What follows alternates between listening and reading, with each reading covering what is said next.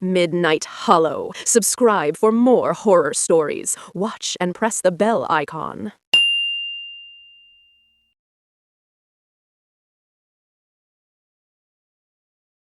I'm writing this because the police told me to, and because if I don't put it somewhere outside my head, I'm afraid it will stay with me forever. They say nothing I experienced can be proven, no forced entry, no witnesses, no physical evidence except for the scratches on my arms and the audio file they still refuse to listen to all the way through. This started 3 weeks ago, on a Tuesday night, with a phone call that shouldn't have been possible. My name is Laura Bennett. I'm a night shift audio editor for a small podcast network in Oregon. True crime, paranormal junk, creepy voicemail submissions, anything people send in after midnight ends up on my screen. I work from home, alone, headphones on, lights low. That night was no different. Rain tapped against my apartment windows. The city outside was quiet in the way that makes you feel watched. At 12:41 a.m., a new file appeared in the shared folder. No sender name, no email attached, just an audio file titled "Listen Carefully." That happens sometimes. People like to be dramatic. I clicked play. At first, there was only static. Not white noise, something thicker, uneven, like a bad signal trying to force itself through.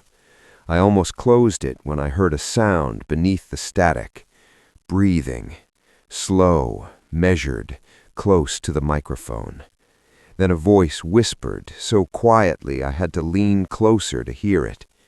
"Laura, you left something open." My stomach dropped. I paused the audio and ripped the headphones off. My apartment was silent. The door was locked. I was alone. No TV, no radio, no background noise that could have leaked into the recording. I replayed it. The voice said the same thing again. Same tone, same timing.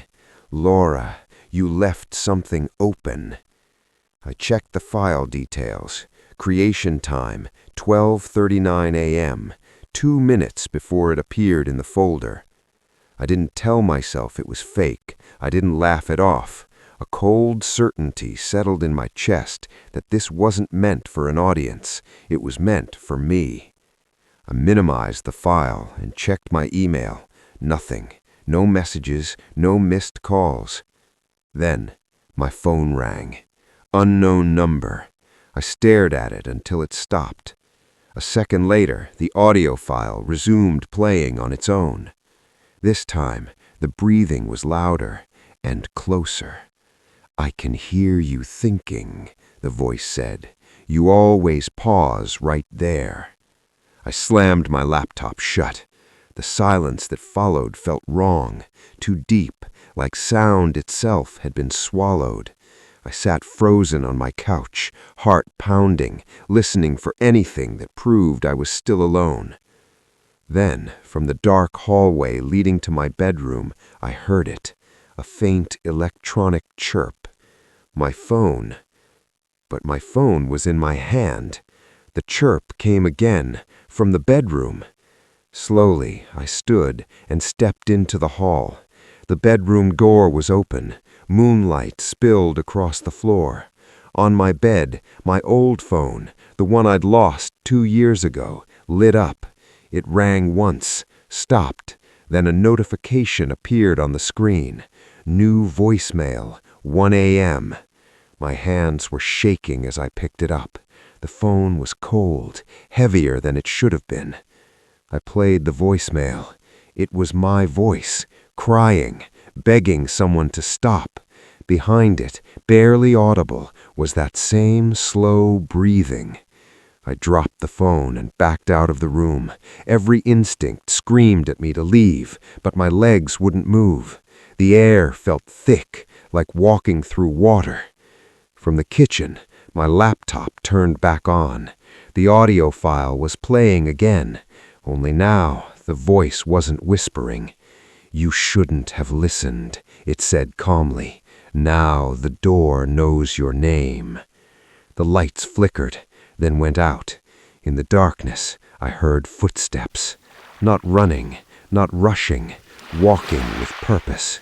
I bolted for the front door, fumbling with the lock, hands slipping with sweat. As I threw it open, my hallway light flickered on, and I saw her. She stood at the far end of the corridor, tall, thin, head tilted slightly to the side, like she was listening to something I couldn't hear. Her face was wrong, not distorted, just unfinished, features smoothed over, eyes sunken into shadow. She raised a hand.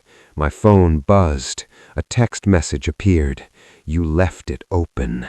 I just walked in. The hallway lights went out. I slammed the door and locked it, collapsing against it as something hit the other side. Once, twice, slowly, testing. That night, I didn't sleep. I didn't turn anything back on. I sat on the floor until morning light creeped through the windows. When I checked my laptop at sunrise, the audio file was gone. So was my job folder. So was every file I'd ever worked on. Except one. A new audio file sat alone on the desktop, titled Part 1 Complete.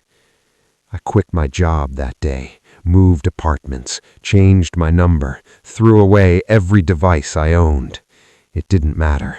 The sounds followed, static in silent rooms, breathing behind walls, phones lighting up with no batteries inside them, screens turning on to show recordings of me sleeping from angles that shouldn't exist. Every night at 12:41 a.m., I receive a notification. No sound, no vibration, just text. Are you listening? Last night, it changed. Tonight, you answer. I'm writing this now because my phone just rang, and this time, the caller ID shows my own name. Midnight Hollow. Subscribe for more horror stories. Watch and press the bell icon.